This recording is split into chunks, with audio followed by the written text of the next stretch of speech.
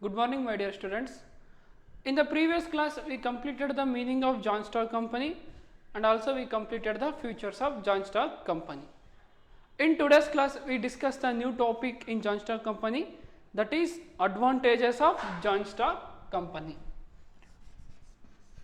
Merits or advantages of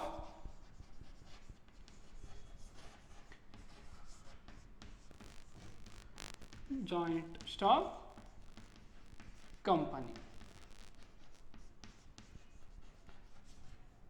Joint stock company is one of the form of business organization. It is formed with association of a group of a person with the welfare of the members, and there are some of the advantages relating to the joint stock company. ಒಂದು joint stock company start ಮಾಡೋದ್ರಿಂದ ಕೆಲವು ಅನುಕೂಲಗಳು ಸಹ ಇದ್ದಾವೆ. ಯಾವ ಥರ ಅಂದರೆ, the first one is limited liability. The first advantages of joint stock company is limited liability.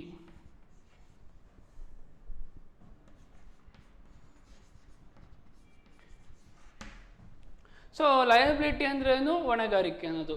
So limited means ನಿಯಮಿತ ಹೊಣೆಗಾರಿಕೆ. ಯಾವ ಥರ ಒಂದು ಜಾಯಿಂಟ್ ಸ್ಟಾಕ್ ಕಂಪನಿ ಮಾಡಿದ್ರೆ ಲಯಬಿಲಿಟಿ ಹೊಣೆಗಾರಿಕೆ ಅನ್ನೋದು ಕಡಿಮೆ ಇರುತ್ತೆ. ಯಾವ ಥರ ಅಂದರೆ, the liability of the members is very less. So ಒಂದು ಜಾಯಿಂಟ್ ಸ್ಟಾಕ್ ಕಂಪನಿ ಒಳಗೆ ಮೆಂಬರ್ಸ್ ಇದ್ರೇ ನಾವು company start ಮಾಡೋಕ್ಕೋಗೋದು.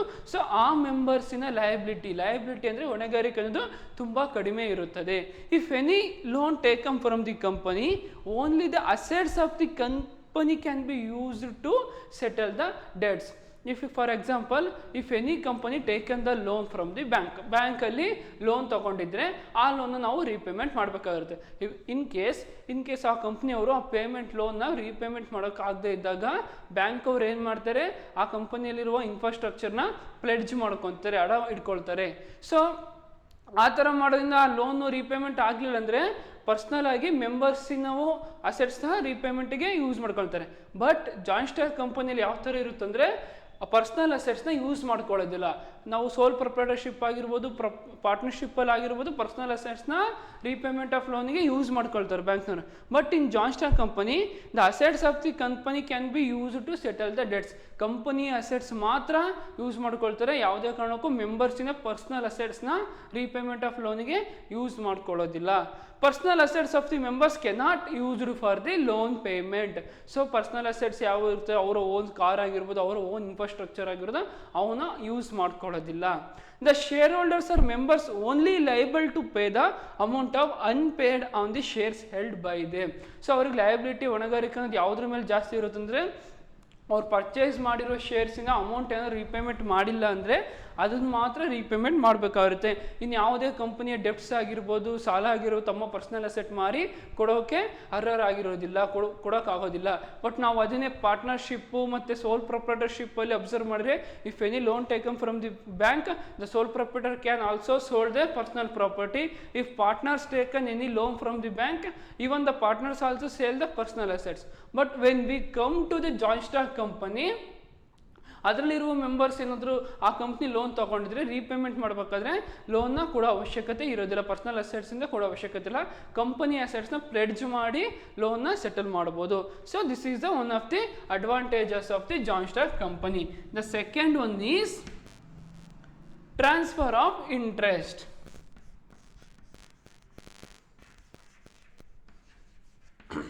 Transfer of interest.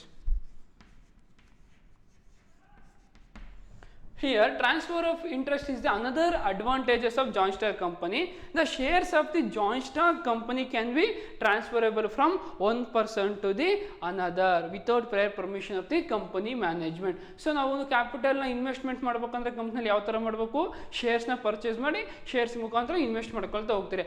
ಆ ಶೇರ್ಸ್ನ 1% ಅನದರ್ ಪರ್ಸನ್ಗೆ ಟ್ರಾನ್ಸ್ಫರ್ ಮಾಡ್ಬೋದು, ಆಸಕ್ತಿನ ವರ್ಗಾವಣೆ ಮಾಡ್ಬೋದು without permission of the company management. For example, ನಾನೊಂದು ಒಂದು ಶೇರ್ನ ಪರ್ಚೇಸ್ ಮಾಡಿದ್ರೆ ಆ ಶೇರ್ನ ಇನ್ನೊಬ್ಬನಿಗೆ ಟ್ರಾನ್ಸ್ಫರ್ ಮಾಡ್ಬೋದು.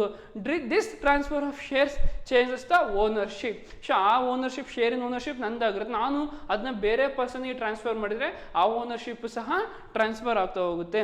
But does not affect the regular functioning of the company. ಈ ಥರ ಟ್ರಾನ್ಸ್ಫರ್ ಮಾಡೋದ್ರಿಂದ ಕಂಪ್ನಿಗೆ ಯಾವುದೇ ರೀತಿ ಪ್ರಾಬ್ಲಮ್ ಆಗಿರ್ಬೋದು, ಕಾನ್ಫ್ಲಿಕ್ಟ್ಸ್ ಎಲ್ಲ ಅರೈಸ್ ಆಗೋದಿಲ್ಲ. The transfer of interest can not affected the joint stock company. If I purchases any share, automatically I want to in case share to other person, I automatically share to the another person, and on that time only the ownership of that share will also be transferred. This will not affect the functioning of company. So company activity ಆಗಿರ್ಬೋದು, ಅವರ ಮ್ಯಾನೇಜ್ಮೆಂಟಿಗೆ ಆಗಿರ್ಬೋದು, transfer of shares ಯಾವುದೇ ರೀತಿ ತೊಂದರೆ ಕೊಡೋದಿಲ್ಲ, loss ಆಗೋದಿಲ್ಲ. So this is also the one of the major advantages of the joint stock company. And the third one is perpetual existence.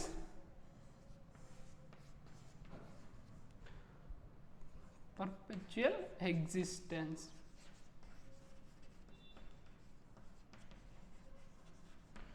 So ಒಂದು company ನಾವು ಸ್ಟಾರ್ಟ್ ಮಾಡಿದ್ವಿ ಅಂದರೆ ಮಿನಿಮಮ್ ಆಬ್ಜೆಕ್ಟಿವ್ಸ್ ಏನಾಗಿರುತ್ತೆ, it will run for the long run. So ಯಾವುದೇ ಒಂದು partnership ಆಗಿರ್ಬೋದು, ಯಾವುದೇ ಒಂದು ಸೋಲ್ ಪ್ರೊಪ್ರೈಟರ್ಶಿಪ್ ಆಗಿರ್ಬೋದು, ಯಾವುದೇ ಒಂದು ಜಾಯಿಂಟ್ ಇಂದು ಫ್ಯಾಮಿಲಿ ಆಗಿರ್ಬೋದು, ಕೋಆಪರೇಟಿವ್ ಸೊಸೈಟಿ ಆಗಿರ್ಬೋದು, ಮೇನ್ ಆಗಿರುತ್ತೆ ಆ ಬಿಸ್ನೆಸ್ನ ಲಾಂಗ್ ರನ್ ಆಗಿ ಸರ್ವೈವಲ್ ಮಾಡ್ಕೊಂಡು ಹೋಗ್ಬೇಕು ಅನ್ನೋದೇ ಮೇನ್ ಉದ್ದೇಶ ಆಗಿರುತ್ತೆ. Here also companies will run for A long run. So joint stock company start ಮಾಡಿದರೆ ಅದು ಆಟೋಮೆಟಿಕಲಿ ಬೇಗ ವೈಂಡ್ ಅಪ್ ಆಗೋದಿಲ್ಲ. It will run for the long run. How means if any company members is died or retired or resignation given, it will not affect the company. So ಒಂದು company ಒಳಗೆ members ಇರ್ತಾರೆ, in case ಆ members ಏನಾದರೂ death ಆದರೆ, ಆ resignation ಕೊಟ್ಟರೆ, ಆ retirement ಆದರೆ ಆ ಕಾರಣಗಳೆಲ್ಲ ಕಂಪ್ನಿಗೆ ಯಾವುದೇ ರೀತಿ ತೊಂದರೆ ಕೊಡೋದಿಲ್ಲ.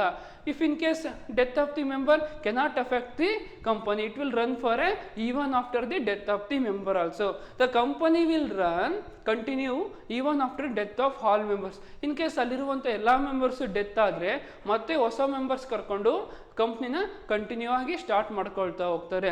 So there is no problem of member joined or left the company, it will not affect the company.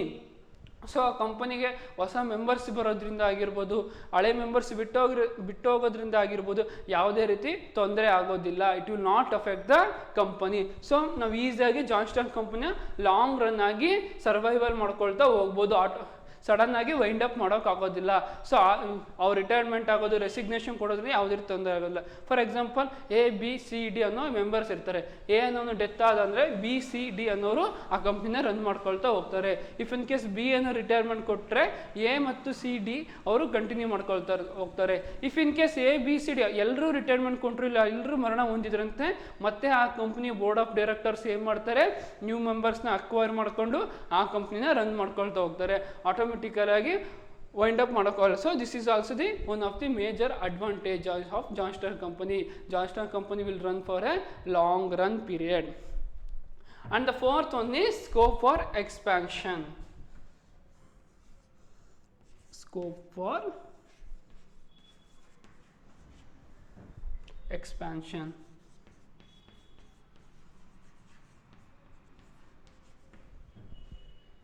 Here, as compared to the sole proprietorship and partnership of a company as large financial resources.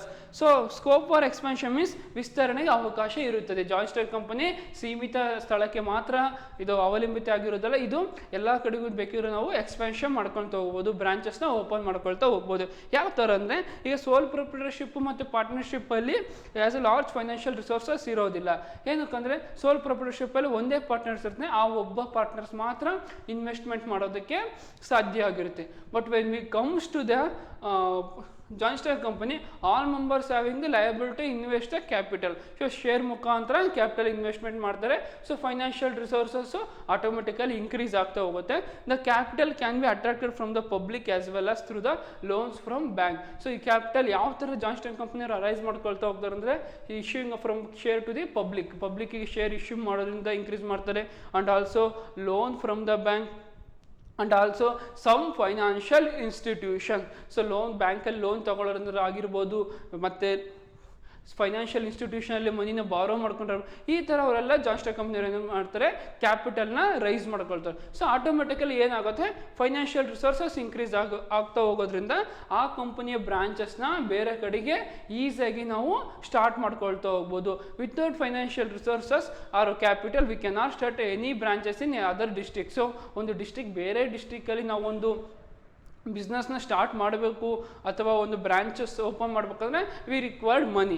So ಈ ಕಂಪ್ನಿಗಳು ಏನು ಮಾಡ್ತಾರೆ, ಲೋನ್ನ ತೊಗೊಳ್ತಾರೆ, ಬ್ಯಾಂಕಿಂದ loan ತೊಗೊಳ್ತಾರೆ, financial ಇನ್ಸ್ಟಿಟ್ಯೂಷನಿಂದ loan ತೊಗೊಳ್ತಾರೆ. Thus there is a greater scope for expansion. ಈ ಥರ ಲೋನ್ ತೊಗೊಳ್ಳೋದ್ರಿಂದ ಏನು ಹೆಲ್ಪ್ ಆಗುತ್ತೆ ಅಂದರೆ ಜಾಯಿಂಟ್ ಸ್ಟಾಕ್ ಕಂಪನಿ, ಈಗ ದಾವಣಗೆರೆಯಲ್ಲಿ ಅಷ್ಟೇ ನನ್ನ ಬ್ರಾಂಚ್ ಇರುತ್ತೆ, ಆಟೋಮೆಟಿಕಲಿ ನಾನು ಚಿತ್ರದುರ್ಗದಲ್ಲೂ ಬ್ರಾಂಚ್ ಓಪನ್ ಮಾಡ್ಬೋದು, ಬೆಂಗಳೂರಲ್ಲೂ ಬ್ರಾಂಚ್ ಓಪನ್ ಮಾಡ್ಬೋದು. ಯಾಕಂದರೆ ಲೋನು ಫೈನಾನ್ಷಿಯಲ್ ರಿಸೋರ್ಸಸ್ಸು ಕಂಪ್ನಿಯಲ್ಲಿ ಜಾಸ್ತಿ ಇರುತ್ತೆ. So automatically we can open the other branches. The investors are ready to invest in shares because of the limited liability. So investors ಶೇರ್ಸಲ್ಲಿ ಭಾಳ invest ಮಾಡ್ಕೊಳ್ತಾ ಹೋಗ್ತಾರೆ. ಏನಕ್ಕಂದರೆ ಶೇರ್ಸ್ ಪರ್ಚೇಸ್ ಮಾಡಿದ್ರೆ ಅವ್ರ ಹೊಣೆಗಾರಿಕೆ ಅನ್ನೋದು ಕಡಿಮೆ ಇರುತ್ತೆ, ಭಾಳ ಹೊಣೆಗಾರಿಕೆ limited, there is a limited liability when they purchase the shares. Transferable ownership. So in case ಅವರು ಶೇರ್ನ ಪರ್ಚೇಸ್ ಮಾಡಿದ್ರಂದರೆ ಅವ್ರಿಗೆ ಇನ್ ಕೇಸ್ ಅದನ್ನ ಟ್ರಾನ್ಸ್ಫರ್ ಮಾಡಬೇಕಂದ್ರೆ ಆ ರೂಲ್ಸ್ ಸಹ ಇರುತ್ತೆ. Automatically they can transfer the shares to the another person. And also ಆ ಶೇರ್ನ ಟ್ರಾನ್ಸ್ಫರ್ ಮಾಡೋದ್ರಿಂದ ಓನರ್ಶಿಪ್ ಕೂಡ ಟ್ರಾನ್ಸ್ಫರ್ ಆಗುತ್ತೆ, ಅದು ಯಾವುದೇ ರೀತಿ ಕಂಪ್ನಿಗೆ ಇದು ಎಫೆಕ್ಟ್ ಆಗೋದಿಲ್ಲ. And possibility of high returns in the company. So ಕಂಪ್ನಿಯಲ್ಲಿ ಎಲ್ಲರೂ ಇನ್ವೆಸ್ಟ್ಮೆಂಟ್ ಮಾಡೋದ್ರಿಂದ ಅವ್ರ ಮೈಂಡ್ ಸೆಟ್ಟಲ್ಲಿ ಇರುತ್ತೆ ಹೈ ರಿಟರ್ನ್ನ ನಾವು ಪಡ್ಕೋಬೋದು ಅನ್ನೋದೇ ಇರುತ್ತೆ. So there is A wide expansion in the joint stock company. For example, financial resources ಜಾಸ್ತಿ ಇದ್ದಷ್ಟು ನಾವು ಬಿಸ್ನೆಸ್ನ ಎಕ್ಸ್ಪಾನ್ಷನ್ ಮಾಡ್ಕೊಳ್ತಾ ಹೋಗ್ಬೋದು. When we compare soul proprietor ಒಬ್ಬನೇ ಪಾರ್ಟ್ನರ್ ಇರೋದ್ರಿಂದ ಅವನು ಬ್ರಾಂಚಸ್ನ ಓಪನ್ ಮಾಡೋಕ್ಕೆ ಆಗೋದಿಲ್ಲ, ಯಾಕಂದರೆ ರಿಸ್ಕ್ ತೊಗೊಳಕ್ಕೆ ಇಷ್ಟಪಡೋಲ್ಲ. ಪಾರ್ಟ್ನರ್ಶಿಪ್ಪಲ್ಲೂ ಅಷ್ಟೇ, ಅವರು ಒಂದು ಬ್ರಾಂಚ್ ಓಪನ್ ಮಾಡಿ ಇನ್ನೊಂದು ಬ್ರಾಂಚ್ ಓಪನ್ ಮಾಡ್ಬೇಕಂದ್ರೆ ಯೋಚನೆ ಮಾಡ್ತಾರೆ. ಬಟ್ ನಾವು ಜಾಯಿಂಟ್ ಸ್ಟಾಕ್ ಕಂಪ್ನಿಯಲ್ಲಿ ಆ ಥರ ಆಗೋದಿಲ್ಲ, because the public can also afford a shares. ಪಬ್ಲಿಕ್ಗೂ ಅವಕಾಶ ಇರುತ್ತೆ ಶೇರ್ಸ್ನ ಇನ್ವೆಸ್ಟ್ಮೆಂಟ್ ಮಾಡೋಕ್ಕೆ. And also they ready to take the loan from the bank, and also they ready to take the loan from the other financial institution. By this help, the joint stock company will be wide scope of expansion in the expansion in the many branches in the another district also. So it is also the one of the advantages. And the fifth advantages is professional management.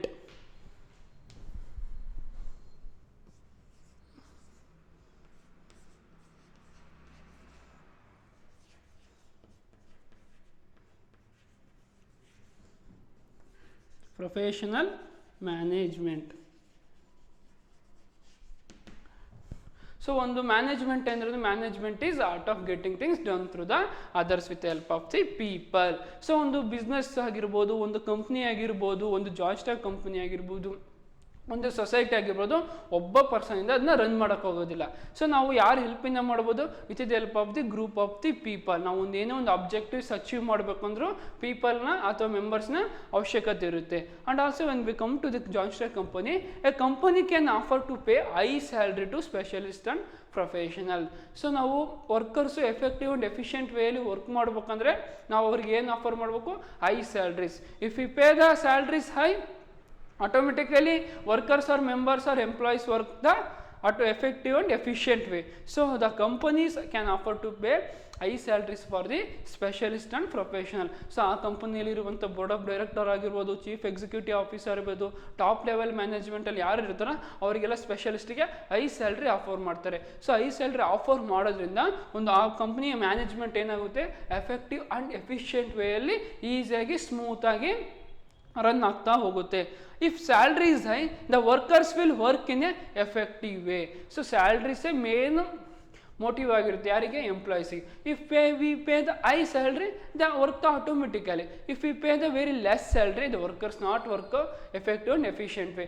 It will help to the management. So management ಯಾವ ಥರ joint stock ಕಂಪನಿಯಲ್ಲಿ ಅವರು ಸ್ಯಾಲ್ರಿನ high payment ಮಾಡೋದ್ರಿಂದ workers ಈಸಿಯಾಗಿ effective and efficient ವೇಗೆ work ಮಾಡ್ಕೊಳ್ತಾ ಹೋಗ್ತಾರೆ.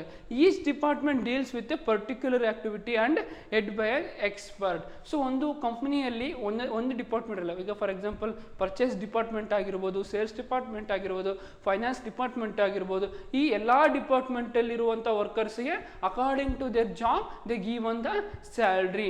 ಸೊ ಅವರಿಗೆ ಯಾವ ಥರ ವರ್ಕ್ ಇರೋದು, ನೇಚರ್ ಆಫ್ ವರ್ಕ್ ನೋಡಿಕೊಂಡು ಸ್ಯಾಲ್ರಿನ ಡಿಸ್ಟ್ರಿಬ್ಯೂಷನ್ ಮಾಡ್ಕೊಳ್ತಾ ಹೋಗ್ತಾರೆ.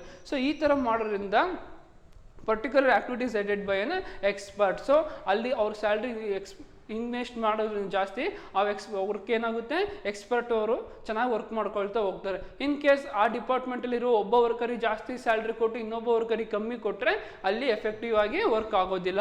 All departments of companies will work in a effective way and loads the to balance decision making. So ಈಗ ಸ್ಯಾಲ್ರಿ ಎಲ್ರಿಗೂ ಈಕ್ವಲ್ ಆಗಿ ಕೊಡೋದ್ರಿಂದ ಎಲ್ಲರೂ ಡಿಸಿಷನ್ ಸಹ ಒಪಿನಿಯನ್ ಸಹ ಕಂಪ್ನಿ ಮೇಲೆ ಒಂದೇ ಥರ ಕೊಟ್ಕೊಳ್ತಾ ಹೋಗ್ತಾರೆ. ಇಫ್ ಇನ್ ಕೇಸ್ ಎ ಅನ್ನೋ ಪರ್ಸನ್ಗೆ ಕಡಿಮೆ ಸ್ಯಾಲ್ರಿ ಕೊಟ್ಟು ಬಿ ಅನ್ನೋ ಜಾಸ್ತಿ ಸ್ಯಾಲ್ರಿ ಕೊಟ್ಟರೆ ಬಿ ಅನ್ನೋ ಕಂಪ್ನಿ ಮೇಲೆ ಗುಡ್ ಒಪಿನಿಯನ್ ಹೇಳ್ತಾನೆ, ಅದೇ ಎ ಅನ್ನೋ ಹೇಳ್ತಾರೆ ಬ್ಯಾಡ್ ಒಪಿನಿಯನ್ ಹೇಳ್ಕೊಂತ ಹೋಗ್ತಾರೆ. ಬಟ್ ಈ ಥರ ಡಿಸ್ಕ್ರಿಮಿನೇಷನ್ ಇರೋದಿಲ್ಲ. All are having the equal salary based on their nature of work as well as greater efficiency in the company operation. So ಈ ಥರ ಹೈ ಸ್ಯಾಲ್ರಿ ಮತ್ತು ಗುಡ್ ಪ್ರೊಫೆಷನಲ್ ಮ್ಯಾನೇಜ್ಮೆಂಟ್ ಇರೋದ್ರಿಂದ ಅಲ್ಲಿ ಎಫಿಷಿಯನ್ಸಿಯಾಗಿ ವರ್ಕ್ ಮಾಡ್ಕೊಳ್ತಾ ಹೋಗ್ತಾರೆ. All departments of company as having the good and expert workers. So ಎಲ್ಲ ಡಿಪಾರ್ಟ್ಮೆಂಟಲ್ಲಿ workers ನಾವು expert skilful ವರ್ಕರ್ಸ್ನ ಮತ್ತು ನಾಲೆಡ್ಜ್ ಇರೋ ವರ್ಕರ್ಸ್ನ ನಾವು ಕಾಣ್ಬೋದಾಗಿದೆ. ಯಾವ ಥರ ಅಂದರೆ ಹೈ ಸ್ಯಾಲ್ರಿ ಕೊಡೋದ್ರಿಂದ ಬೇರೆ ವರ್ಕರ್ಸು ಈಸಿಯಾಗಿ ನಾವು ಜಾಯಿನ್ ಆಗ್ತಾ ಹೋಗ್ತಾರೆ. If you pay the very less remuneration automatically no one join the company. If you pay the high remuneration automatically the expert workers will attract to work in the company. So this will helps to the run a management in a or company in a effective and efficient way. So it will salary plays a major role in the joint stock company. So they pay the high salary for the specialist and professional workers. So these are the some of the merits or advantages of the joint stock company. Once again I repeat these advantages. The first one is limited liability. So ಹೊಣೆಗಾರಿಕೆ ಅನ್ನೋದು ಕಂಪ್ನಿಯಲ್ಲಿ ಕಡಿಮೆ ಇರುತ್ತೆ, responsibility ಅನ್ನೋದು ಕಡಿಮೆ ಇರುತ್ತೆ. ಯಾವ ಥರ ಅಂದರೆ the liability of members is very less. If any loan ಯಾವುದಾದ್ರೂ ಕಂಪ್ನಿಯವರು ಬ್ಯಾಂಕಲ್ಲಿ ಲೋನ್ ತೊಗೊಳಿದ್ರೆ ಇನ್ ಕೇಸ್ ಅವರು ರೀಪೇಮೆಂಟ್ ಮಾಡೋದ್ರಲ್ಲಿ ಏನಾದರೂ ಫೇಲ್ ಆದರೆ ಕಂಪನಿಯ ಅಸೆಟ್ಸ್ನ ಮಾರಾಟ ಮಾಡಿ ರೀಪೇಮೆಂಟ್ ಮಾಡಬೇಕು. ಯಾವುದೇ ಕಾರಣಕ್ಕೂ ಅಲ್ಲಿರುವಂಥ ಮೆಂಬರ್ಸಿನ ಅಸೆಟ್ಸ್ನ ಮಾರಾಟ ಮಾಡೋದಿಲ್ಲ. ಬಟ್ ನಾವು partnership, sole proprietorship, joint in the family ಬಿಸ್ನೆಸ್ಸಲ್ಲಿ ಏನಾಗುತ್ತೆ ಅಂದರೆ ಅಲ್ಲಿರುವಂಥ ಮೆಂಬರ್ಸಿನ ಅಸೆಟ್ಸು ಸಹ ಮಾರಾಟ ಮಾಡಿ ಕಂಪ್ನಿಯ ಲೋನ್ ತೀರಿಸಬೇಕಾಗಿರುತ್ತೆ. ಬಟ್ ಈ ಜಾಯಿಂಟ್ ಸ್ಟಾಕ್ ಕಂಪ್ನಿಯಲ್ಲಿ ಆ ಥರ ಇರೋದಿಲ್ಲ. ಆ ಕಂಪನಿಯಲ್ಲಿರುವ ಅಸೆಟ್ಸ್ನ ಅಷ್ಟೇ ಮಾರಾಟ ಮಾಡಬೇಕು. ಯಾವುದೇ ಕಾರಣಕ್ಕೂ personal assets of the members cannot used for the loan payment. The shareholders only liable to pay the balanced share amount. So in case ಅವರಿಗೆ ಶೇರ್ ಪರ್ಚೇಸ್ ಮಾಡಿದರೆ ಆ ಅಮೌಂಟ್ನಷ್ಟೇ ಇನ್ವೆಸ್ಟ್ಮೆಂಟ್ ಮಾಡಬೇಕಾಗಿರುತ್ತೆ. ಯಾವುದೇ ಕಾರಣಕ್ಕೂ ಬೇರೆ ಅಮೌಂಟ ಇನ್ವೆಸ್ಟ್ಮೆಂಟ್ ಮಾಡೋ ಅವಶ್ಯಕತೆ ಇರೋದಿಲ್ಲ. So it is also the one of the major advantages of the joint stock company. And the second one is transfer of interest. The shares of the joint stock company can be transferable from one person to the another person without permission of the company management. If in case ಅಲ್ಲಿರೋ ಒಬ್ಬ member, for example ನಾನು ಒಂದು ಶೇರ್ಸ್ನ ತೊಗೊಂಡಿದ್ರೆ ಅಂದರೆ in case ನಾನನ್ನು transfer ಮಾಡೋಕ್ಕಂದರೆ ಈಸಿಯಾಗಿ transfer ಮಾಡ್ಬೋದು. Automatically transfer ಮಾಡೋದು ಯಾವುದೇ ರೀತಿ ಕಂಪ್ನಿಯ ಪರ್ಮಿಷನ್ ತಗೊಳ್ಳೋ ಅವಶ್ಯಕತೆ ಇರೋದಿಲ್ಲ. And also the transfer of shares changes the ownership. ಒಂದು ಸತಿ ನಾನು ಆ ಶೇರ್ಸ್ನ ಟ್ರಾನ್ಸ್ಫರ್ ಮಾಡಿದ್ರೆ ಆ ಶೇರ್ ಓನರ್ಶಿಪ್ ಆಟೋಮೆಟಿಕಲಿ ಚೇಂಜ್ ಆಗ್ತಾ ಹೋಗುತ್ತೆ. But it does not affect the joint stock company. And the third one is perpetual existence. ಒಂದು ಕಂಪ್ನಿ ಲಾಂಗ್ ರನ್ ಆಗಿ ನಡ್ಕೊಳ್ತಾ ಹೋಗುತ್ತೆ, ಲಾಂಗ್ ರನ್ ಸರ್ವೈವಲ್ ಆಗುತ್ತೆ. ಯಾವ ಥರ ಅಂದರೆ if any members death or retired or given resignation it will not affect the company. Even the company will run after the all members. If in case all members of the company will die, the company will run. So ಅಲ್ಲಿರುವಂಥ company ಇರುವಂಥ ಎಲ್ಲ members ಏನಾದರೂ expire ಆದರೆ, retire ಆದರೆ, resignation ಕೊಟ್ಟರೆ ಯಾವುದೇ ರೀತಿ ತೊಂದರೆ ಆಗೋದಿಲ್ಲ. ಕಂಪ್ನಿ ಈಸಿಯಾಗಿ ರನ್ ಆಗ್ತಾ ಹೋಗುತ್ತೆ. So existence of company will be the long run. And the fourth one is scope for expansion. So ನಾವು ಈಸಿಯಾಗಿ ಕಂಪನಿನ ಬೇರೆ ಬ್ರಾಂಚಸ್ನ ಓಪನ್ ಮಾಡೋದು. ಯಾವ ಥರ ಅಂದರೆ the financial resource or capital will be more in the company. How means they taken the loan from the bank and also taken loan from the financial institution. They also offer the public to invest the shares ಮುಖಾಂತರ ಕ್ಯಾಪಿಟಲ್ನ acquire ಮಾಡ್ಕೊಳ್ತಾರೆ, arise ಮಾಡ್ಕೊಳ್ತಾರೆ, ಫಂಡ್ನ increase ಮಾಡ್ಕೊಳ್ತಾರೆ. ಈ ಥರ ಫಂಡ್ನ increase ಮಾಡ್ಕೊಳ್ಳೋದಷ್ಟು financial resource ಏನಾಗ್ತಾ ಹೋಗುತ್ತೆ, ಸ್ಟ್ರಾಂಗ್ ಆಗ್ತಾ ಹೋಗುತ್ತೆ, ಜಾಸ್ತಿ ಆಗ್ತಾ ಹೋಗುತ್ತೆ. When the financial resources increases we automatically open a branch in other district also. So ಬೇರೆ ಡಿಸ್ಟ್ರಿಕ್ಟಲ್ಲಿ ನಾವು ಏನು ಮಾಡ್ಬೋದು, ಬ್ರಾಂಚಸ್ನ ಓಪನ್ ಮಾಡ್ಬೋದು. ಇನ್ ಕೇಸ್ ಫೈನಾನ್ಷಿಯಲ್ ರಿಸೋರ್ಸಸ್ ಕಡಿಮೆ ಇತ್ತು ಅಂದರೆ ನಾವು ಬೇರೆ ಬ್ರಾಂಚಲ್ಲಿ ನಾವು ಬ್ರಾಂಚ್ನ ಓಪನ್ ಮಾಡೋಕ್ಕೆ ಆಗೋದಿಲ್ಲ.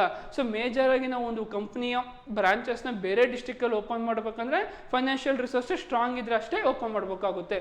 ಇನ್ ಕೇಸ್ ಸ್ಟ್ರಾಂಗ್ ಇಲ್ಲ ಅಂದರೆ ಕಂಪನಿ ಲಾಸಲ್ಲಿ ಹೋಗುತ್ತೆ. ಸೊ ಈ ಜಾಯಿಂಟ್ ಸ್ಟಾಕ್ ಕಂಪ್ನಿಲಿ ಆ ಥರ ಇರೋದಿಲ್ಲ. The capital can be attracted from the public and as well as loan from the bank and some financial institution. So capital, various sources of capital will be arises in the company. This will help to the expansion of the company in other district also. And the last one is professional management. So ಒಂದು company ಆಗಿರ್ಬೋದು, ಒಂದು business ಆಗಿರ್ಬೋದು, effective and efficient ವೇಯಲ್ಲಿ run ಆಗಬೇಕಂದ್ರೆ ಅಲ್ಲಿರುವಂಥ ಮೆಂಬರ್ಸಿನ ವರ್ಕ್ನ ಮೇಲೆ ಡಿಪೆಂಡ್ ಆಗ್ತಾ ಇರುತ್ತೆ. If in case they give negligency ಆಗಿ ವರ್ಕ್ ಮಾಡಿದರೆ ಮ್ಯಾನೇಜ್ಮೆಂಟು ಎಫೆಕ್ಟಿವ್ ಆಗಿ ರನ್ ಆಗೋದಿಲ್ಲ. ಸೊ ಆ ವರ್ಕರ್ಸ್ ಎಫೆಕ್ಟಿವ್ ವರ್ಕ್ ಮಾಡಬೇಕಂದ್ರೆ ಐ ಸ್ಯಾಲ್ರಿನ ಪೇ ಮಾಡಬೇಕಾಗುತ್ತೆ. ನಾವು ಎಷ್ಟು ಐ ಸ್ಯಾಲ್ರಿ ಪೇ ಮಾಡ್ತೀವೋ ಅಷ್ಟು ವರ್ಕರ್ಸು ಕ್ಲೀನಾಗಿ ಅಟ್ರಾಕ್ಟಿವ್ ಆಗಿ ಎಫೆಕ್ಟಿವ್ ಆಗಿ ವರ್ಕ್ ಮಾಡ್ಕೊಳ್ತಾ ಹೋಗ್ತಾರೆ. ಸೊ ಈಚ್ ಡಿಪಾರ್ಟ್ಮೆಂಟಲ್ಲಿ ನಾವು ಎಕ್ಸ್ಪರ್ಟ್ ಆ್ಯಂಡ್ ಪ್ರೊಫೆಷನಲ್ಸ್ ಕಾಣ್ಬೋದು. ಸೊ ಈ ಜಾನ್ಸ್ಟನ್ ಕಂಪ್ನಿಯವ್ರು ಏನು ಮಾಡ್ತಾರೆ ಅಂದರೆ ಅಲ್ಲಿರುವಂಥ ಈಚ್ ಪ್ರೊಫೆಷನಲ್ಗೆ according to the nature of work they give one the salary. ಅವ್ರಿಗಿರುವಂಥ ನೇಚರ್ ಆಫ್ ವರ್ಕ್ ಯಾವ ಥರ ಕೆಲಸ ಇರುತ್ತೆ according to they give one the salary. All departments of a company having the good and expert workers. So each department deals with the particular activity and headed by the expert. We can see the expert in the all the departments. So these will help to the run a good and effective way of the joint stock company. ಒಂದು company ನಾವು run ಮಾಡಬೇಕಂದ್ರೆ ಅಲ್ಲಿರುವಂಥ workers ಸಹ effective ಆಗಿ work ಮಾಡಬೇಕಾಗಿರುತ್ತೆ. These are the some of the major advantages of joint stock company. And let me start the another topic in joint stock company, that is demerits or disadvantages of joint stock company.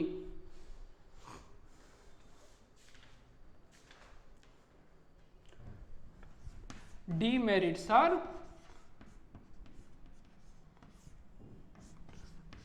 disadvantages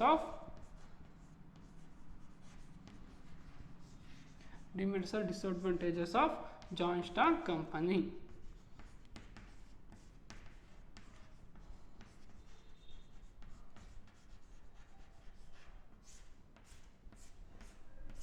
so ನಾವು ಇಲ್ಲಿವರೆಗೂ advantages of joint stock company ಕಲ್ತಿದ್ವಿ. Now we discuss the disadvantages or limitations of the joint stock company. So ಒಂದು joint stock ಕಂಪನಿಯಲ್ಲೂ ಸಹ disadvantages ಅನಾನುಕೂಲಗಳು ಸಹ arise ಆಗ್ತಾ ಹೋಗುತ್ತೆ. ಅದು ಯಾವ ಥರ ಅಂದರೆ we can discuss the one by one. There are some of the major limitations of joint stock company will be as follows. The first one is complexity in formation.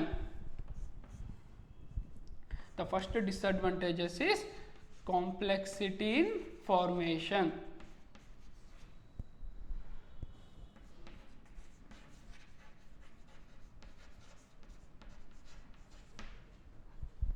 Here the formation of a company requires a lot of time. So ಒಂದು company start ಮಾಡಬೇಕಂದ್ರೆ it is not easy task. ಅದು easy task ಆಗಿರೋದಿಲ್ಲ. It requires a lot of time and also it require A good knowledge and so much efforts. So for example ಒಂದು ಸೋಲ್ proprietorship start ಮಾಡಬೇಕಾದ್ರೆ ಒಬ್ಬ person ಮೇಲೆ depend ಆಗಿರುತ್ತೆ. ಅವ್ನು start ಮಾಡಬೇಕು ಅಂದ್ಕೊಂಡ ತಕ್ಷಣ ಈಸಿಯಾಗಿ ಸ್ಟಾರ್ಟ್ ಮಾಡ್ಬೋದು. ಅದೇ ಥರ ಒಂದು ಪಾರ್ಟ್ನರ್ಶಿಪ್ ಸ್ಟಾರ್ಟ್ ಮಾಡಬೇಕಂದ್ರೆ ಪಾರ್ಟ್ನರ್ಸ್ ಡಿಸಿಷನ್ ಮೇಲೆ ಡಿಪೆಂಡ್ ಆಗಿರುತ್ತೆ. ಬಟ್ ಜಾಯಿಂಟ್ ಸ್ಟಾಕ್ ಕಂಪನಿಯ ಸ್ಟಾರ್ಟ್ ಮಾಡಬೇಕಂದ್ರೆ ಅದು it's not an easy task. ಅದು ಅಷ್ಟು ಸುಲಭವಾದ ಟಾಸ್ಕ್ ಆಗಿರುತ್ತೆ. It requires a lot of time and also it requires a effective knowledge and good knowledge and so much of efforts. So ಎಷ್ಟು efforts ಆಗ್ತೀವೋ ಅಷ್ಟು ಈಸಿಯಾಗಿ ನಾವು ಒಂದು ಕಂಪ್ನಿನ ಸ್ಟಾರ್ಟ್ ಮಾಡ್ಬೋದು. So formation is not an easy task. Some of the major legal requirements and procedures involved. Some of the major legal ರಿಕ್ವೈರ್ಮೆಂಟ್ಸ್ನ ನಾವು ಒಂದು ಕಂಪ್ನಿ ಸ್ಟಾರ್ಟ್ ಮಾಡೋಕ್ಕೂ ಮುಂಚೆ ಫಾಲೋ ಮಾಡಬೇಕು. As compare to the sole proprietorship and partnership of form of organisation, the formation of company is more complex. So ನಾವು ಒಂದು ಸೋಲ್ proprietorship ಪಾರ್ಟ್ನರ್ಶಿಪ್ಪಿಗೆ compare ಮಾಡಿದ್ರೆ ಕಂಪ್ನಿನ start ಮಾಡಬೇಕಂದ್ರೆ ಸ್ವಲ್ಪ ಡಿಫಿಕಲ್ಟ್ ಆಗುತ್ತೆ. Because for sole proprietorship depends upon the only one person and partnership depends upon the partners ಮೇಲೆ depend ಆಗಿರುತ್ತೆ, ಅಲ್ಲಿ ಎಷ್ಟು ಜನ ಪಾರ್ಟ್ನರ್ಸ್ ಇದೆ ಅವ್ರ ಮೇಲೆ ಡಿಪೆಂಡ್ ಆಗಿರುತ್ತೆ. ಅದೇ ಥರ joint in the family business ಬಂದರೆ it is a family oriented business. When we comes to the joint stock company, it requires lot of time, it requires effective knowledge, good skills. It's not an easy to start any company. Before starting any company, they should think about the workers knowledge, skills, and if the workers are effective, the company will run for a long run. If workers not effective, the company will not run for a long run. So it is also one of the major disadvantages of the joint stock company, complexity in formation. So formation ಮಾಡಬೇಕಾದ್ರೆ ಸ್ವಲ್ಪ ಕಷ್ಟ ಆಗುತ್ತೆ, difficult ಸ್ಟೇಜಸ್ನ ನಾವು face ಮಾಡಬೇಕಾಗುತ್ತೆ. ಆ ಸ್ಟೇಜಸ್ನ face ಮಾಡಿದ ಮೇಲೆ ನಾವು ಈಸಿಯಾಗಿ ಕಂಪ್ನಿನ ರನ್ ಮಾಡ್ಕೊಂಡು ಹೋಗ್ಬೋದು. ಸೊ ಫಾರ್ಮೇಷನ್ ಟೈಮಲ್ಲೇ we faces the some of the difficult stages compare to the partnership and the sole proprietorship. And the second one is lack of secrecy. Second disadvantages is lack of secrecy.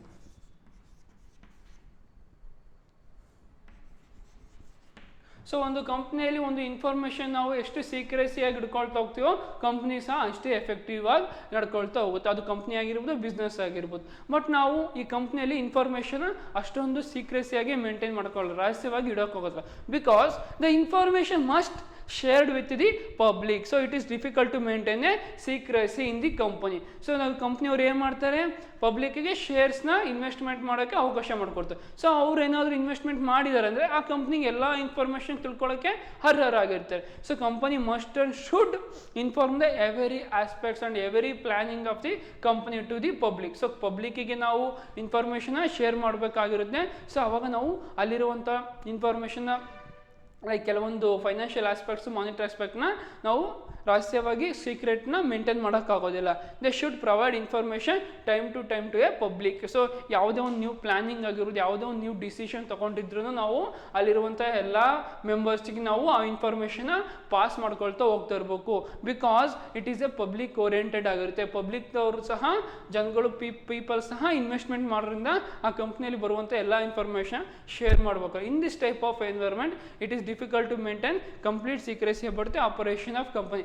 ಈ ಥರ ಒಂದು environment ಇರೋದ್ರಿಂದ ಯಾವುದೇ ಒಂದು financial information ಆಗಿರ್ಬೋದು, monetary aspects information ಆಗಿರ್ಬೋದು, personal document information ಆಗಿರ್ಬೋದು, ಒಂದು ಎನಿ ಪ್ಲಾನಿಂಗ್ ಆಗಿರ್ಬೋದು, ನಾವು ಯಾವುದನ್ನು ಸೀಕ್ರೆಟಾಗಿ ಮೇಂಟೈನ್ ಮಾಡೋಕ್ಕಾಗೋದಿಲ್ಲ. So the lack of secrecy will be very high. So ಸೀಕ್ರೆಟ್ನ ಮೇಂಟೈನ್ ಮಾಡಿ, ಯಾಕಂದರೆ ಎಲ್ಲ ನಾವು ಸ್ಟಾರ್ಟಿಂಗಲ್ಲೇ ಮೆನ್ಷನ್ ಮಾಡಿರಿ, ಪಬ್ಲಿಕ್ ಅವರು ಒಂದು ಶೇರ್ನ ಇನ್ವೆಸ್ಟ್ಮೆಂಟ್ ಮಾಡಿದರೆ ಆ ಕಂಪ್ನಿಯಲ್ಲಿ ಅಂದರೆ ಆ ಕಂಪ್ನಿ ಎಲ್ಲ ಇನ್ಫಾರ್ಮೇಷನು ಆ ಪಬ್ಲಿಕ್ ಪರ್ಸನ್ಸಿಗೆ ಗೊತ್ತಾಗಬೇಕಾಗಿರುತ್ತೆ. ಟೈಮ್ ಟು ಟೈಮ್ ಆಗಿ ನಾವು ಇನ್ಫಾರ್ಮೇಷನ್ನ ಪಾಸ್ ಮಾಡ್ತಾ ಇರ್ಬೇಕು. ಎನಿ ನ್ಯೂ ಪ್ಲಾನಿಂಗ್ ಇದ್ರೂ ಸಹ ಆ ಪ್ಲ್ಯಾನ್ನ ಅವರಿಗೆ ಹೇಳ್ಬಿಟ್ಟೆ ನಾವು ಎಕ್ಸಿಕ್ಯೂಷನ್ ಮಾಡಬೇಕು. Before execution of any plan we must inform those plan to the over all invest the shares in the company. So ಯಾರೆಲ್ಲ ಆ ಶೇರ್ಸ್ನ ಇನ್ವೆಸ್ಟ್ಮೆಂಟ್ ಮಾಡಿರ್ತಾರೆ ಕಂಪ್ನಿ, ಎಲ್ಲ ಷೇರುದಾರರಿಗೂ ನಾವು ಆ ಪ್ಲ್ಯಾನ್ನ ಎಕ್ಸ್ಪ್ಲನೇಷನ್ ಮಾಡಬೇಕು. ಸೊ ಇದರಿಂದ ಎಕ್ಸ್ಪ್ಲನೇಷನ್ ಮಾಡೋದ್ರಿಂದ ಆ ಕಂಪ್ನಿಯಲ್ಲಿ ಸೀಕ್ರೆಸಿ ಅನ್ನೋದು ಮೇಂಟೈನ್ ಮಾಡೋಕ್ಕಾಗೋದಿಲ್ಲ, ಯಾವುದೇ ಒಂದು ಇನ್ಫಾರ್ಮೇಷನ್ ರಹಸ್ಯವಾಗಿ ಇಡೋಕ್ಕಾಗಲ್ಲ. So this is also the one of the major disadvantages. So ನಾವು ಸೀಕ್ರೆಸಿ ಮೇಂಟೈನ್ ಮಾಡಿಲ್ಲ ಅಂದರೆ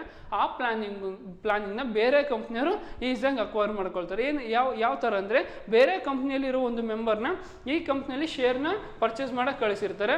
ಅವನು ಇಲ್ಲಿ ಶೇರ್ ಪರ್ಚೇಸ್ ಮಾಡಿ ಇಲ್ಲಿ ನಡೆಯುವಂಥ ಎಲ್ಲ ಇನ್ಫಾರ್ಮೇಷನ್ ತಿಳ್ಕೊಂಡು ಆ ಕಂಪ್ನಿ ಹೋಗಿ ಇನ್ಫಾರ್ಮೇಷನ್ನ ಕೊಡೋದ್ರಿಂದ ಆ ಕಂಪ್ನಿಯವರು ಆ ಪ್ಲ್ಯಾನ್ನ ಅಕ್ವೈರ್ ಮಾಡಿಕೊಂಡು ಅವ್ರು ಎಕ್ಸಿಕ್ಯೂಷನ್ ಮಾಡಿಬಿಡ್ತೀವಿ. ಇವ್ರು ಎಕ್ಸಿಕ್ಯೂಷನ್ ಮಾಡೋಕ್ಕಿಂತ ಮುಂಚೆ ಅವರೇ ಎಕ್ಸಿಕ್ಯೂಷನ್ ಮಾಡ್ತಾರೆ. ಫಾರ್ ಎಕ್ಸಾಂಪಲ್, ಎ ಮತ್ತು ಬಿ ಅನ್ನೋ ಕಂಪ್ನಿಲಿ ಇರುತ್ತೆ. ಬಿ ಅನ್ನೋ ಕಂಪ್ನಿಲಿರುವ ಮೆಂಬರು ಎ ಅನ್ನೋ ಕಂಪ್ನಿಯಲ್ಲಿ ಶೇರ್ಸ್ನ ಪರ್ಚೇಸ್ ಮಾಡ್ತಾರೆ. ಸೊ ಎ ಅನ್ನೋ ಕಂಪ್ನಿಯಲ್ಲಿ ಶೇರ್ಸ್ನ ಪರ್ಚೇಸ್ ಮಾಡಿದ ಮೇಲೆ ಎಲ್ಲಿ ನಡೆಯುವಂಥ ಎಲ್ಲ ಇನ್ಫಾರ್ಮೇಷನ್, ಎಲ್ಲ ಪ್ಲಾನಿಂಗು ಬಿ ಯಲ್ಲಿರೋ ಮೆಂಬರಿಗೆ ಗೊತ್ತಾಗಲೇ ಆಗುತ್ತೆ. ಸೊ ಅವನಿಗೆ ಆಗ ಎ ಕಂಪ್ನಿಯ ಎಲ್ಲ ಇನ್ಫಾರ್ಮೇಷನ್ ತೊಗೊಂಡೋಗಿ ಬಿ ಅನ್ನೋ ಕಂಪ್ನಿಗೆ ಹೇಳ್ತಾನೆ. ಸೊ ಅವಾಗ ಆಟೋಮೆಟಿಕಲಿ ಬಿ ಅನ್ನೋ ಕಂಪ್ನಿಯವರು ಆ ಪ್ಲಾನಿಂಗ್ನ ಎಕ್ಸಿಕ್ಯೂಷನ್ ಮಾಡ್ಕೊಳ್ತಾರೆ. ಬಿಫೋರ್ ಎ ಎಕ್ಸಿಕ್ಯೂಟ್ ಮಾಡೋಕ್ಕೂ ಮುಂಚೆ ಎಕ್ಸಿಕ್ಯೂಷನ್ ಮಾಡೋದ್ರೆ ಎ ಕಂಪ್ನಿಗೆ ಲಾಸ್ ಆಗುತ್ತೆ. These are all some of the conflicts or queries will arise us, so we cannot maintain the secrecy in the company. And third one is impersonal work environment. Third disadvantages is impersonal work environment.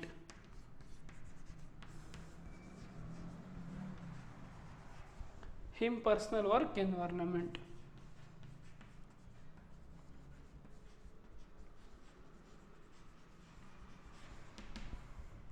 The separate ownership and management leads to the situation mean there is a lack of effort as well as personal involvement required. ಒಂದು separate ownership ಮಾಡಿದ್ರೆ management ಏನಾಗಿರುತ್ತೆ, it will looks the effort as well as investment required. The large size of company further makes it difficult for the owners and the top management.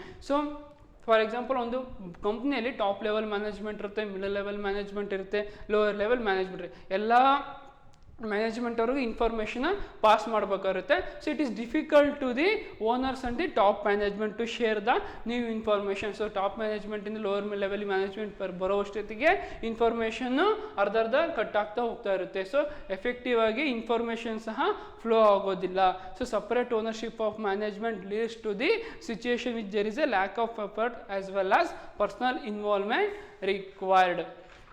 So the large size of company further makes it is difficult for the owners and top management to maintain personal contact with the employees and customers and creditor. So top level management ಇಲ್ಲಿ ಇರುವಂತಹ worker, board of director CEO ಆಗಿರ್ಬೋದು, lower level management ಇಲ್ಲಿ ಇರುವಂತಹ workers ಜೊತೆಗೆ contact ಅಷ್ಟೊಂದು ಇರೋದಿಲ್ಲ. Because top level management ಇರೋರು ಸ್ವಲ್ಪ ಎಫೆಕ್ಟಿವ್ ಸ್ಪೆಷಲಿಸ್ಟ್ ಸ್ಕಿಲ್ಸ್ ಆಗಿರ್ತಾರೆ.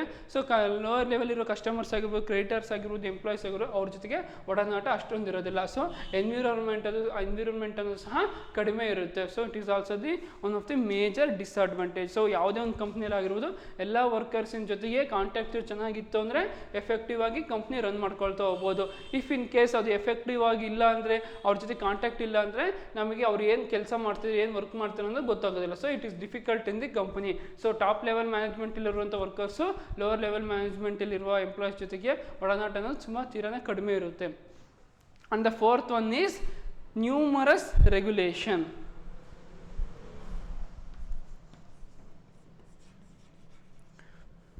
Numerous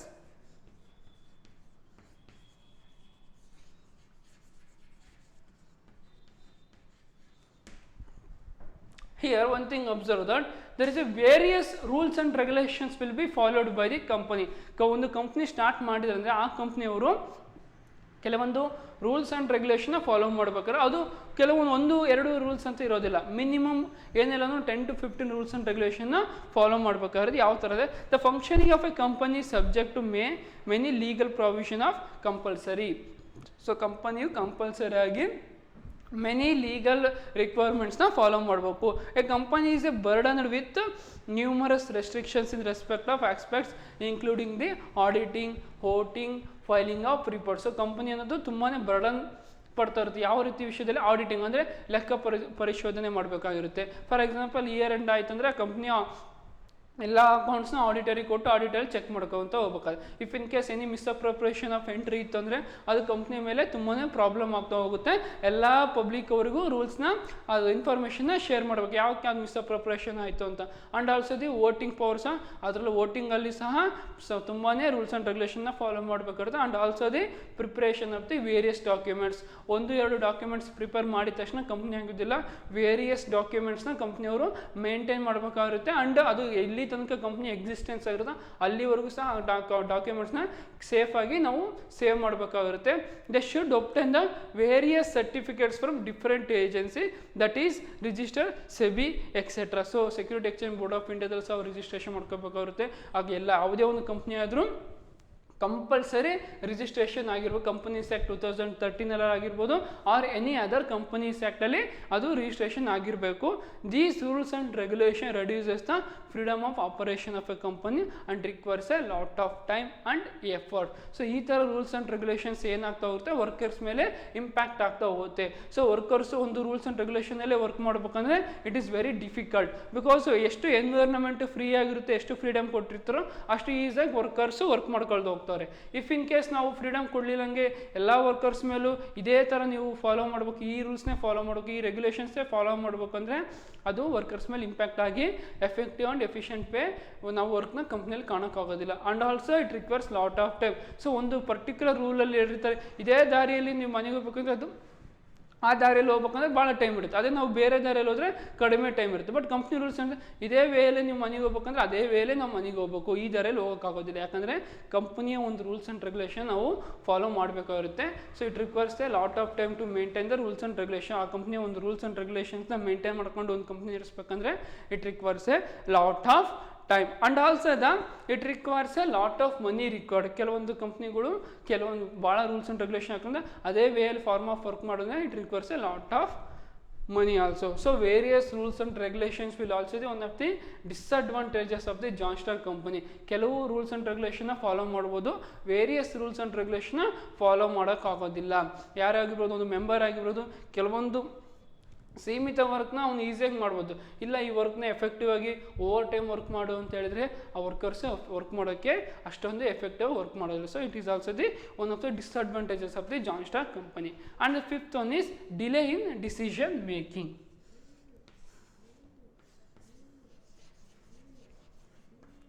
delay in decision making.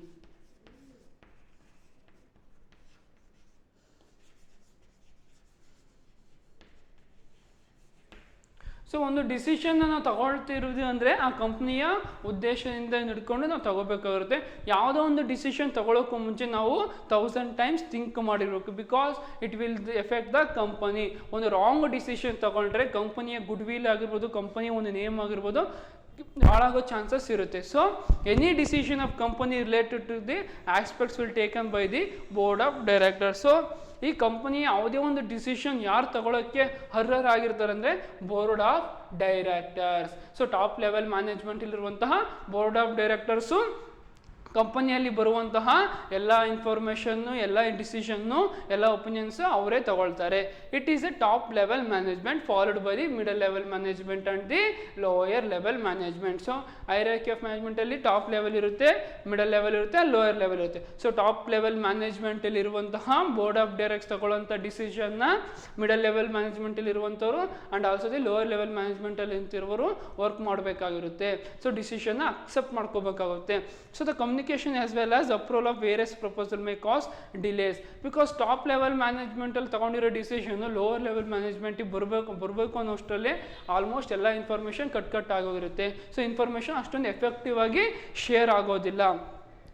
So delays not only in taking decision but also in acting upon them. So decision ತಗೊಳ್ಳೋದ್ರಲ್ಲಿ ಅಷ್ಟೇ ಅಲ್ಲ, ಅದನ್ನ ಎಕ್ಸಿಕ್ಯೂಷನ್ ಮಾಡೋಷ್ಟರೊಳಗೆ ಅವ್ರು ಫೇಲ್ ಆಗಿರ್ತಾರೆ. ಸೊ ಅದನ್ನ ಎಕ್ಸಿಕ್ಯೂಷನ್ ಮಾಡೋಷ್ಟೊತ್ತಿಗೆ ಟೈಮ್ ಆಗೋಗಿರುತ್ತೆ. For example, any decision taken by the board of directors it will flow to the lower level management. ಅಂದರೆ ಅದು ಫಸ್ಟ್ ಮಿಡಲ್ ಲೆವೆಲ್ ಮ್ಯಾನೇಜ್ಮೆಂಟ್ ಹೋಗಿ ಅಲ್ಲಿ ಅಪ್ರೂವಲ್ ಆಗಿದ್ಮೇಲೆ ಅದು ಲೋವರ್ ಲೆವೆಲ್ ಮ್ಯಾನೇಜ್ಮೆಂಟ್ ಆಗಿಬರುತ್ತೆ. ಇನ್ ಕೇಸ್ ಅಲ್ಲಿ ಮಿಡಲ್ ಲೆವೆಲ್ಗೆ ಏನಾದರೂ ಇನ್ಫಾರ್ಮೇಷನ್ ಅಪ್ರೂವಲ್ ಆಗಿರೋದ್ರೆ again they go back to the top level management. ಮತ್ತೆ ಅದು ಇನ್ಫಾರ್ಮೇಷನ್ ಬೋರ್ಡ್ ಆಫ್ ಡೈರೆಕ್ಟರ್ಸ್ ಹೋಗುತ್ತೆ. ಅದನ್ನೆಲ್ಲ ಸರಿ ಮಾಡ್ಕೊಂಡ್ಮೇಲೆ ಮಿಡಲ್ ಲೆವೆಲ್ ಮ್ಯಾನೇಜ್ಮೆಂಟಿಗೆ ಬರುತ್ತೆ ಆ್ಯಂಡ್ ಲೋವರ್ ಲೆವೆಲ್ ಮ್ಯಾನೇಜ್ಮೆಂಟಿಗೆ ಬರುತ್ತೆ. ಆ ಟಾಪಿಂದ ಲೋವರ್ ಲೆವೆಲಿಗೆ ಬರೋ ಅಷ್ಟೊತ್ತಿಗೆ ಇನ್ಫಾರ್ಮೇಷನ್ ಅಷ್ಟೊಂದು ಎಫೆಕ್ಟಿವ್ ಶೇರ್ ಆಗೋದಿಲ್ಲ. So any decision of the companies will taken by the board of directors. All the information will depend, all the decision will take on the board of directors. And the sixth one is oligarchic management. Management, the spelling is OLIGARCHE, OLIGARCHIC, oligarchy management.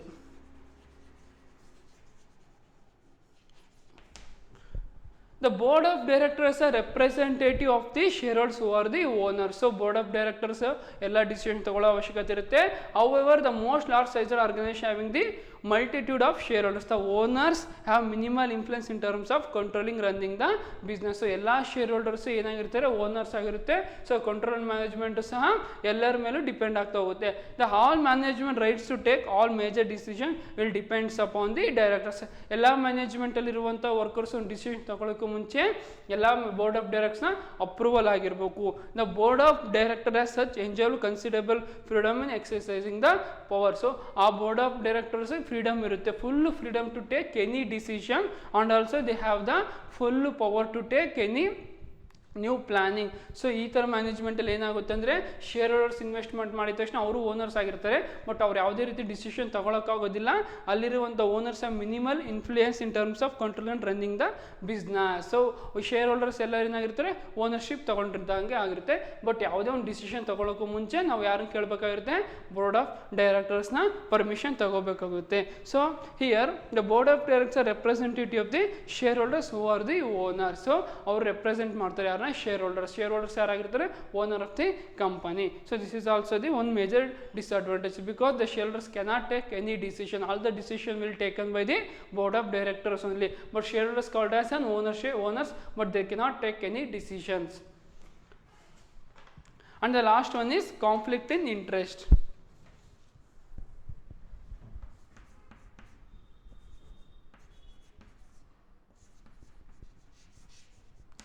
Conflicts in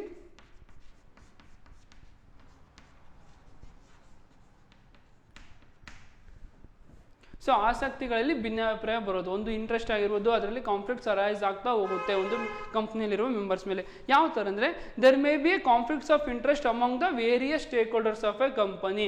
so conflicts will arises between the stake holders also share holders. ಅಲ್ಲಿ ಬಂಡವಾಳ ಹಾಕಿರುವಂಥ share holders ಮೇಲೆ conflicts arise ಆಗ್ತಾ ಹೋಗುತ್ತೆ. How means there are some of the conflicts arises in companies like employees wants high salary. The first conflicts will arises from the high salary. The employees ಕೇಳ್ತಾರೆ high ಸ್ಯಾಲ್ರಿನೇ expect ಮಾಡ್ತಾರೆ. It will effect to the management ವರ್ಕಿನೇ effective. So high salary expect ಮಾಡೋದ್ರಿಂದ ಅದು ಮ್ಯಾನೇಜ್ಮೆಂಟಲ್ಲಿ ಏನಾಗುತ್ತೆ, ಎಲ್ಲ ವರ್ಕರ್ಸಿಗೆ ಸ್ಯಾಲ್ರಿನ ಕೊಡಬೇಕಾಗಿರುತ್ತೆ. ಸೊ ಮೇ ಬಿ ಲಾಸ್ ಆಗಿ ನಡೆಯುವಂಥ ಚಾನ್ಸಸ್ ಕೂಡ ಇರುತ್ತೆ. ಇನ್ ಕೇಸ್ ಪ್ರಾಫಿಟ್ ಇತ್ತು ಅಂದರೆ ಅವ್ರ ಸ್ಯಾಲ್ರಿನ ಜಾಸ್ತಿ ಮಾಡ್ತಾರೆ, ಇನ್ ಕೇಸ್ ಲಾಸ್ ಇತ್ತಂದರೆ ಸ್ಯಾಲ್ರಿನ ಜಾಸ್ತಿ ಮಾಡೋಕ್ಕಾಗೋದಿಲ್ಲ. ಅವು ಕಾನ್ಫ್ಲಿಕ್ಟ್ಸ್ ಅರೈಸ್ ಆಗ್ತಾ ಹೋಗುತ್ತೆ. And consumer requires high quality product at lower prices. So consumer taste and preference ಯಾವ ಥರ ಡಿಪೆಂಡ್ ಆಗಿರುತ್ತೆ, ಹೈ ಕ್ವಾಲಿಟಿ ಪ್ರಾಡಕ್ಟ್ಸ್ನ ಅವರು ಲೋವರ್ ಪ್ರೈಸಿಗೆ ಎಕ್ಸ್ಪೆಕ್ಟ್ ಮಾಡ್ತಾರೆ. ಹೈ ಕ್ವಾಲಿಟಿ ಪ್ರಾಡಕ್ಟ್ನ ಹೈ ಪ್ರೈಸಲ್ಲಿ ನಾವು ಸೇಲ್ ಮಾಡ್ತೀವಿ ಅಂದರೆ ಯಾವುದೇ ಕನ್ಸ್ಯೂಮರ್ ತಗೊಳ್ಳೋದಿಲ್ಲ. So they want the high quality product with lower price. And shareholders want high returns. ಎಲ್ಲ ಶೇರ್ ಹೋಲ್ಡರ್ಸು ಏನು ಎಕ್ಸ್ಪೆಕ್ಟ್ ಮಾಡ್ತಾರೆ, ಐ ರಿಟರ್ನ್ಸ್ನ ಎಕ್ಸ್ಪೆಕ್ಟ್ ಮಾಡ್ತಾರೆ. ಫಾರ್ ಎಕ್ಸಾಂಪಲ್ ಫಸ್ಟ್ ಇಯರಲ್ಲಿ ಐ ರಿಟರ್ನ್ಸ್ ಬಂದ ತಕ್ಷಣ ಸೆಕೆಂಡಲ್ಲಿ ಐ ರಿಟರ್ನ್ ಬರಲೇಬೇಕು ಅನ್ನೋದು ಎಕ್ಸ್ಪೆಕ್ಟ್ ಮಾಡ್ತಾರೆ. On that time they get the very less return. So on that time the conflicts will arises. They want high share price and also they want the high share price. Even they want the high returns and also they want the high price. These demands pose the problems in managing the company. ಇವೆಲ್ಲ ಡಿಮ್ಯಾಂಡ್ಗಳು ತರೋದ್ರಿಂದ share holders company ನಡೆಸ್ಕೊಳ್ಳೋಕ್ಕೆ ಅಷ್ಟು ಈಸಿಯಾಗಿ ಆಗೋದಿಲ್ಲ. It is very difficult to satisfy all the needs of the members. So ಅಲ್ಲಿರುವಂಥ ಎಲ್ಲ ಮೆಂಬರ್ಸ್ನ ನೀಡ್ಸ್ನ ಸಾಲ್ವ್ ಮಾಡೋಕ್ಕಲ್ಲ, 1-2 ನೀಡ್ಸ್ನ ಸಾಲ್ವ್ ಮಾಡ್ಬೋದು, but more than 2 or 3 needs we cannot satisfy. So ನೀಡ್ಸ್ನ ಸ್ಯಾಟಿಸ್ಫೈ ಮಾಡೋಕ್ಕಾಗದೇ ಇದ್ದಾಗ ಆ ಮೆಂಬರ್ಸಲ್ಲಿ ಕಾನ್ಫ್ಲಿಕ್ಟ್ಸ್ ಅರೈಸ್ ಆಗ್ತಾ ಹೋಗುತ್ತೆ. Therefore on that time conflicts of interest will arises. So interest will be very less. So ನಾವು ಯಾವಾಗ ಅವರು ಇನ್ ಕೇಸ್ ನಾವು ನೀಡ್ಸ್ನ ಸ್ಯಾಟಿಸ್ಫೈ ಮಾಡಿದಷ್ಟು ವರ್ಕರ್ಸು ಎಫೆಕ್ಟಿವ್ ಆಗಿ ವರ್ಕ್ ಮಾಡ್ಕೊಳ್ತಾ ಹೋಗ್ತಾರೆ. ಇನ್ ಕೇಸ್ ನಾವು ನೀಡ್ಸ್ನ ಸ್ಯಾಟಿಸ್ಫೈ ಮಾಡಲಿಲ್ಲ ಅಂದರೆ ಐ ಸ್ಯಾಲ್ರಿ ಕೊಡಲಿಲ್ಲ ಅಂದರೆ ವರ್ಕರ್ಸು ಲೆಸ್ ಆಗಿ ವರ್ಕ್ ಮಾಡ್ಕೊಳ್ತಾರೆ. ಐ ಶೇರ್ ಪ್ರೈಸ್ನ ನಾವು in case we cannot pay the high share price, the public cannot invest the shares. If public cannot invest any shares, automatically the financial resource of the company will be very less. So financial resource ಕಡಿಮೆ ಆಯಿತು ಅಂದರೆ expansion of business, expansion of company will be also the decline. So chain link ಇರ್ತಾ ಹೋಗುತ್ತೆ. ಯಾವಾಗ ನಾವು ಪಬ್ಲಿಕ್ಕಿಗೆ ಶೇರ್ಸ್ನ price ಜಾಸ್ತಿ ಮಾಡಿದಷ್ಟು ಅವ್ರು ಮೋಟಿವೇಟ್ ಆಗಿ ಇನ್ವೆಸ್ಟ್ಮೆಂಟ್ ಮಾಡ್ಕೊಳ್ತಾ ಹೋಗ್ತಾರೆ. ಇನ್ ಕೇಸ್ ನಾವು ಪ್ರೈಸ್ನ ಕಡಿಮೆ ಕೊಟ್ಟರೆ ಪಬ್ಲಿಕ್ ಅವರು ಶೇರ್ಸ್ನ ಕಡಿಮೆ ಇನ್ವೆಸ್ಟ್ಮೆಂಟ್ ಮಾಡ್ತಾರೆ, ಆಟೋಮೆಟಿಕಲಿ ಕಂಪ್ನಿಯ ಫಂಡ್ ಕಡಿಮೆ ಆಗ್ತಾ ಹೋಗುತ್ತೆ and automatically expansion of business also very less. So chain link ಇರುತ್ತೆ. So it is difficult to satisfy the all the needs of the company. So it is not easy task to satisfy the needs of the company. It is very difficult to satisfy the all the needs of the members of the company. ಆ ಮೆಂಬರ್ಸಲ್ಲಿ ಇರುವಂಥ company ಎಲ್ಲ ಮೆಂಬರ್ಸ್ನ ನೀಡ್ಸ್ನ satisfy ಮಾಡೋಕ್ಕೆ difficult ಆಗ್ತಾ ಹೋಗುತ್ತೆ. These are the some of the demerits or disadvantages of the John Star company.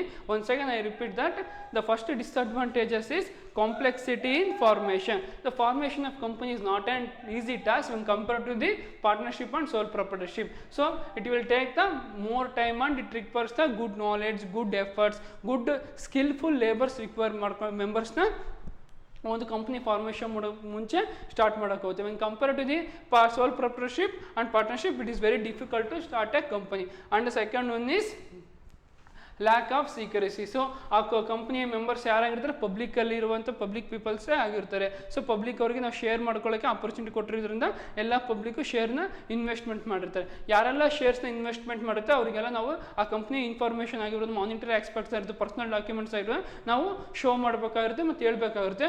On that time we cannot maintain any secrecy about the new planning of the company. So on that time secrecy will be spread to the all over the public. So ಎಲ್ಲ ಪಬ್ಲಿಕ್ಕಿಗೂ ಆ information share ಅವ್ರನ್ನ company effective ಆಗಿ work ಮಾಡೋಕ್ಕಾಗೋದಿಲ್ಲ. And third one is impersonal work environment. So for example top level management ಒಂದು decision ತೊಗೊಂಡಿದ್ರೆ lower level ಮ್ಯಾನೇಜ್ಮೆಂಟಿಗೆ ಬರೋ ಅಷ್ಟೊತ್ತಿಗೆ information ಅಷ್ಟು ಎಫೆಕ್ಟಿವ್ ಆಗಿ ಶೇರ್ ಮಾಡೋಕ್ಕಾಗೋದಿಲ್ಲ.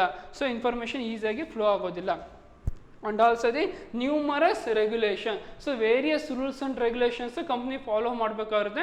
It will affect the working capacity of the employees. So workers effective ಆಗಿ work ಮಾಡೋಕ್ಕಾಗೋದಿಲ್ಲ, because the rules and regulation will avoid the nature of work. So ಅವರೊಂದು nature of ವರ್ಕಲ್ಲಿ ಒಂದು ವೇಯಲ್ಲಿ work ಮಾಡ್ತಾ ಇರ್ತಾರೆ. Again new rules comes ಅಂತಂದರೆ ಆ ಹೊಸ ರೂಲ್ಸಿಗೆ ಅವ್ರು ಅಡ್ಜಸ್ಟ್ ಆಗೋಷ್ಟೊತ್ತಿಗೆ they taken the many time. So ಈ ಥರ ಟೈಮ್ ತೊಗೊಳೋದ್ರಿಂದ ವರ್ಕು ಡಿಲೇ ಆಗ್ತಾ ಹೋಗುತ್ತೆ, ಕಂಪ್ನಿ ಸಹ ರನ್ ಮಾಡೋಕ್ಕಾಗೋದಿಲ್ಲ. And also the delay in decision making. So ಒಂದು ಡಿಸಿಷನ್ ಮೇಕಿಂಗ್ ಯಾರು ತಗೊಳ್ತಾರೆ ಕಂಪ್ನಿ ಅಂದರೆ board of director. So board of directors ಒಂದು ಡಿಸಿಷನ್ ತೊಗೋಬೇಕಂದ್ರೆ ಅವರು ಟಾಪ್ ಲೆವೆಲ್ ಮ್ಯಾನೇಜ್ಮೆಂಟಲ್ಲಿ ಇರ್ತಾರೆ. ಆ ಟಾಪ್ ಲೆವೆಲ್ ಮ್ಯಾನೇಜ್ಮೆಂಟ್ನ ಯಾರೆಲ್ಲ ಫಾಲೋ ಮಾಡ್ತಾರೆ, ಮಿಡಲ್ ಲೆವೆಲ್ ಮ್ಯಾನೇಜ್ಮೆಂಟ್ ಅವರು ಫಾಲೋ ಮಾಡ್ತಾರೆ ಆ್ಯಂಡ್ ಲೋವರ್ ಲೆವೆಲ್ ಮ್ಯಾನೇಜ್ಮೆಂಟ್ ಅವರು ಫಾಲೋ ಮಾಡ್ತಾರೆ. ಈ ಥರ ಫಾಲೋ ಮಾಡೋದ್ರಿಂದ ಇನ್ಫಾರ್ಮೇಷನ್ನು ಅಷ್ಟು ಬೇಗ ಲೋವರ್ ಲೆವೆಲ್ ಮ್ಯಾನೇಜ್ಮೆಂಟಿಗೆ ಸ್ಪ್ರೆಡ್ ಆಗೋದಿಲ್ಲ. So it takes the time. So ಒಂದು ಡಿಸಿಷನ್ ತೊಗೊಳ್ಬೇಕಂದ್ರೆ ನಾವು 1000 ಟೈಮ್ಸ್ ಥಿಂಕ್ ಮಾಡಿರ್ಬೇಕು, because it will increase the good will of the company. And also ಈ ಒಂದು ಕಂಪ್ನಿ ನೇಮ್ ಮೇಲೆ ಅದು ಡಿಪೆಂಡ್ ಆಗಿರುತ್ತೆ. ನಾವು ಎಷ್ಟು ಒಳ್ಳೆ ಡಿಸಿಷನ್ ತೊಗೊತೀವೋ ಅಷ್ಟು ಈಸಿಯಾಗಿ ಗುಡ್ ವಿಲ್ ಇನ್ಕ್ರೀಸ್ ಮಾಡ್ಬೋದು. ಇಷ್ಟೇ ನಾವು ಬ್ಯಾಡ್ ಡಿಸಿಷನ್ ತೊಗೊಂಡ್ರೆ ಅದು ಕಂಪ್ನಿ ಮೇಲೆ ಎಫೆಕ್ಟ್ ಆಗ್ತಾ ಹೋಗುತ್ತೆ. And also the another disadvantage is oligarchic management. It means the owners of the ಎಲ್ಲ ಶೇರ್ಹೋಲ್ಡರ್ಸ್ಗೂ ಓನರ್ಶಿಪ್ ರೈಟ್ಸ್ ಇರುತ್ತೆ, ಬಟ್ ಯಾರು ಡಿಸಿಷನ್ ತೊಗೊಳಕ್ಕಾಗಿರೋದಿಲ್ಲ. ಆ ಎಲ್ಲ ಕಂಪ್ನಿಯ ಡಿಸಿಷನ್ ಯಾರು ತೊಗೋಬೇಕಾಗಿರುತ್ತೆ, ಬೋರ್ಡ್ ಆಫ್ ಡೈರೆಕ್ಟರ್ಸೇ ಡಿಸಿಷನ್ ತೊಗೋಬೇಕು. ಅಲ್ಪಸಂಖ್ಯೆ ಸಮೂಹದ ನಿರ್ವಹಣೆ. ಸೊ ಅಲ್ಪಸಂಖ್ಯೆ ಇರುತ್ತೆ. ಸೊ ಬಿಕಾಸ್ ಅಲ್ಲಿರುವಂತಹ ಬೋರ್ಡ್ ಆಫ್ ಡೈರೆಕ್ಟರ್ಸೇ ಮಿನಿಮಮ್ ಯಾವುದೇ ಒಂದು ಡಿಸಿಷನ್ ತೊಗೋಬೇಕು. ಯಾವುದೇ ಶೇರ್ ಹೋಲ್ಡರ್ಸ್ಗೂ ಓನರ್ಸ್ ಅಂದರೂ ಸಹ ಅವ್ರು ಡಿಸಿಷನ್ ತೊಗೊಳಕ್ಕೆ ಆಗೋದಿಲ್ಲ. And the last one is conflicts in interest. There may be conflicts of interest among the various shareholders may arises. So for example, if a shareholders having the expect the high returns and also expect the high share price. So ಒಬ್ಬ members ಏನಾದರೂ high share price expect ಮಾಡ್ತಾನೆ, in case ನಾವು ಕೊಡಲಿಲ್ಲ ಅಂದರೆ ಅವನು ಶೇರ್ನ ವಾಪಸ್ ತೊಗೊಳ್ಳೋವಂಥ chances ಇರುತ್ತೆ. In case ನಾವು ಎಷ್ಟು ಶೇರ್ಸ್ ಕಡಿಮೆ ಆದಷ್ಟು ನಮ್ಮ ಫೈನಾನ್ಷಿಯಲ್ ರಿಸೋರ್ಸ್ ಅನ್ನೋದು ಸಹ ಕಡಿಮೆ ಆಗ್ತಾ ಹೋಗುತ್ತೆ. When the financial resource automatically declined, the next thing is company will not expansion the another branches. ಒಂದು ಕಂಪ್ನಿ ಅನದರ್ ಬ್ರಾಂಚಸ್ನ ಎಕ್ಸ್ಪಾನ್ಷನ್ ಮಾಡಬೇಕು ಅಂದರೆ ಎಷ್ಟು ಶೇರ್ಸ್ನ ಇನ್ವೆಸ್ಟ್ಮೆಂಟ್ ಮಾಡಿ ಎಷ್ಟು ಫಂಡ್ನ ರೈಸ್ ಆಗುತ್ತೋ ಅಷ್ಟು ಹೆಲ್ಪಿಂದ ನಾವು ಇನ್ನೊಂದು ಬ್ರಾಂಚ್ ಓಪನ್ ಮಾಡ್ಬೋದು. ಯಾವಾಗ ನಾವು ಕನ್ಸ್ಯೂಮರ್ ಡಿಮ್ಯಾಂಡ್ಸ್ನ, ಪಬ್ಲಿಕ್ ಡಿಮ್ಯಾಂಡ್ಸ್ನ ನಾವು ಸ್ಯಾಟಿಸ್ಫ್ಯಾಕ್ಷನ್ ಮಾಡೋಕ್ಕೆ ಆಗೋದಿಲ್ಲ, on that time all members can be ವಾಪಸ್ ಬೈ ಬ್ಯಾಕ್ ಮಾಡ್ಕೊಳ್ತಾರೆ, ಶೇರ್ಸ್ನ ಬೈ ಬ್ಯಾಕ್ ಮಾಡ್ಕೊಳ್ತಾರೆ. It is very difficult to satisfy the all the needs of the members. Therefore on that time the conflicts of interest will be arises. So these are the some of the major disadvantages of joint stock company will be faces. So advantages ಆಯಿತು, disadvantages ಆಯಿತು. ಒಂದು joint stock company start ಮಾಡ್ತಿದ್ರೆ ಎಷ್ಟು advantages ಇರುತ್ತೋ ಅಷ್ಟೇ disadvantages ಸಹ ಇರುತ್ತೆ. We can see the advantages and disadvantages in the all the forms of business organisation. ಯಾವುದೆಲ್ಲ ಬಿಸ್ನೆಸ್ ಫಾರ್ಮ್ಸ್ ಆಫ್ ಆರ್ಗನೈಸೇಷನ್ ಇದಾವೋ ಎಲ್ಲ ಫಾರ್ಮ್ ಆಫ್ ಬಿಸ್ನೆಸ್ ಆರ್ಗನೈಸೇಷನಲ್ಲೂ ಸಹ ನಾವು ಅಡ್ವಾಂಟೇಜಸ್ ನೋಡ್ಬೋದು, ಡಿಸ್ಅಡ್ವಾಂಟೇಜಸ್ ಸಹ ನೋಡ್ಬೋದು. And the next topic in joint stock company, that is types of companies. Types of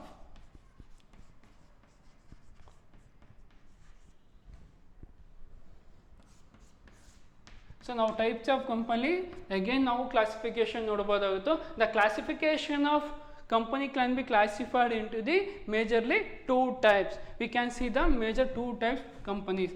The first one is private company.